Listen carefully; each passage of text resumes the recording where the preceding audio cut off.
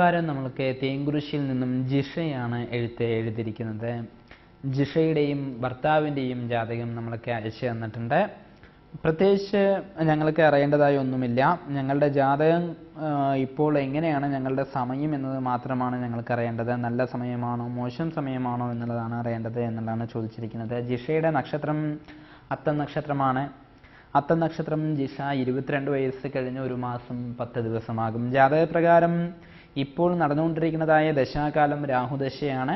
ഗുണദോഷ മിശ്രം ചെയ്യുന്നതായിരിക്കുന്ന രാഹുവിൻ്റെ ദശാകാലം 10 വർഷം 11 മാസം 9 ദിവസമായി ആരംഭിച്ചിട്ട് രാഹുവിൻ്റെ ദശാകാലം കഴിയാൻ ഇനി 7 കൊല്ലം 21 ദിവസമുണ്ട്. ഗുണദോഷ സമ്മിശ്രമായിരിക്കുന്ന ഈ രാഹുദശാകാലത്തിൽ ഇപ്പോൾ കേതുവിൻ്റെ അപഹാരമാണ്. 5 മാസം 9 ദിവസമായി ആരംഭിച്ച കേതുവിൻ്റെ അപഹാരം ഇനി 7 മാസം 9 ദിവസം കൂടിയിട്ട് ബാക്കി നിൽക്കുന്നുണ്ട്. രാഹുദശയിലുള്ളതായിരിക്കുന്ന കേതുവിൻ്റെ അപഹാരം ചെറിയ രീതിയിൽ പ്രയാസങ്ങൾക്ക് സാധ്യതയുണ്ട്. ശേഷം വരുന്നതായിരിക്കുന്ന ശുക്രദശാകാലം വളരെ വളരെ നല്ല ശ്രേയസ് ചെയ്യുന്നൊരു സമയമായിട്ടാണ് പറഞ്ഞിരിക്കുന്നത്. മാത്രമല്ല അത്തം നക്ഷത്രക്കാർക്ക് ഇപ്പോൾ പൊതുവെ ഏഴരശനി സമയം കൂടിയിട്ടായിട്ടാണ് നടന്നുകൊണ്ടിരിക്കുന്നത്. ഏഴരശനി ഇനി ഒരു കൊല്ലം കൂടി കഴിഞ്ഞ് കഴിഞ്ഞാൽ വളരെ നല്ലൊരു സമയം. ഏഴരശനിയൊക്കെ കഴിഞ്ഞ് ജാതകപ്രകാരം ശുക്രൻ്റെ അപഹാര കാലഘട്ടം കൂടിയിട്ടാകുമ്പോൾ കുറെ കൂടി മെച്ചമായിരിക്കുന്ന ജീവിതശൈലി പ്രധാനമായിട്ടും വരും എന്നുള്ളതാണ് ജിഷയുടെ ജാതകപ്രകാരം സൂചിപ്പിക്കുന്നത്. ഭർത്താവിൻ്റെ ജാതകപ്രകാരം കാർത്തിക നക്ഷത്രം ദിനേഷ് 33 വയസ്സ് കഴിഞ്ഞ് 1 മാസം 20 ദിവസമായി. ദിനേഷിൻ്റെ ജാതകപ്രകാരവും ഇപ്പോൾ രാഹുദശാകാലം തന്നെയാണ്. 14 വർഷം 7 മാസമായി നടന്നുകൊണ്ടിരിക്കുന്ന രാഹുവിൻ്റെ ദശാകാലം 3 കൊല്ലം 5 മാസം കഴിയുമെന്നാണ് പറഞ്ഞിരിക്കുന്നത്. ദിനേഷിൻ്റെ ജാതകപ്രകാരം ഇപ്പോൾ രാഹുദശയിൽ സൂര്യൻ്റെ അപഹാരമാണ് 12 ദിവസമായിട്ട്.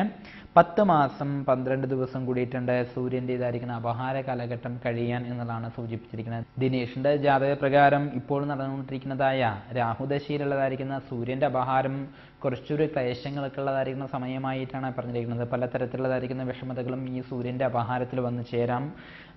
അഗ്നി സംബന്ധമായിട്ടുള്ളതായിരിക്കുന്ന അപകടങ്ങൾക്കും ഉഷ്ണരോഗങ്ങൾക്കും ഈ സമയകാലഘട്ടം സാധ്യതയുണ്ട്. ഒപ്പം തന്നെ പലതരത്തിലുള്ളതായിരിക്കുന്ന വ്യക്തികളുടെയും വിദ്വേഷങ്ങളോ സംഭവിക്കാനും ഈ കാലഘട്ടത്തിൽ സാധ്യതയുണ്ട്. കലഹങ്ങൾക്ക് സാധ്യത, കലഹ സംഭവ വികാസങ്ങൾ കൂടുതലായിട്ട് ഈ സമയത്തിൽ ഉണ്ടാകുമെന്നുള്ളതാണ് പറയാം. അതിനാൽ തന്നെ ദോഷപരിഹാരമായിട്ട് ശിവനെ നല്ലതുപോലെ പ്രാർത്ഥിക്കുന്നത് വളരെയധികം ഗുണം ചെയ്യും എന്നുള്ളതാണ് പറയാം. മാത്രമല്ല കാർത്തിക നക്ഷത്രത്തിനും പൊതുവെ ഇപ്പോൾ ശനിപ്പഴ സമയം നടന്നുകൊണ്ടിരിക്കുന്നതായ പീരീഡാണ്. ഭാര്യയ്ക്കും ഭർത്താവിനും ഒരുപോലെ കണ്ടീഷണി കാലഘട്ടമായിരുന്നാൽ തന്നെ വളരെയധികം ശ്രദ്ധ വേണ്ടതായിരിക്കുന്ന സമയമായിട്ടാണ് പറയാം. ജിഷയുടെ ജാതകപ്രകാരം ഒരു 7 മാസം കൂടി കഴിഞ്ഞ് കഴിഞ്ഞാൽ കുറേ കൂടി നല്ലൊരു സമയം ജാതകത്തിൽ പറയുന്നുണ്ട്. ഏഴരശ്നി സമയകാലഘട്ടം നവംബർ മാസം കൂടി കഴിഞ്ഞു കഴിഞ്ഞാൽ വളരെ നല്ലൊരു സമയകാലഘട്ടമാണ് ജാതകത്തിൽ പ്രധാനമായിട്ടും വരുന്നത്. കാര്യമായുള്ള രീതിയിൽ ദോഷങ്ങളൊന്നും തന്നെ പ്രത്യേകിച്ചിട്ട് പറയാനില്ല. ദോഷപരിഹാരമായിട്ട് ശിവക്ഷേത്രത്തിൽ ദർശനം നടത്തി പ്രാർത്ഥിക്കുന്നതും അയ്യപ്പനെയും ഹനുമാനെയൊക്കെ പ്രാർത്ഥിക്കുന്നതും വളരെയധികം ഗുണം ചെയ്യുമെന്നാണ് പറയാനുള്ളത്.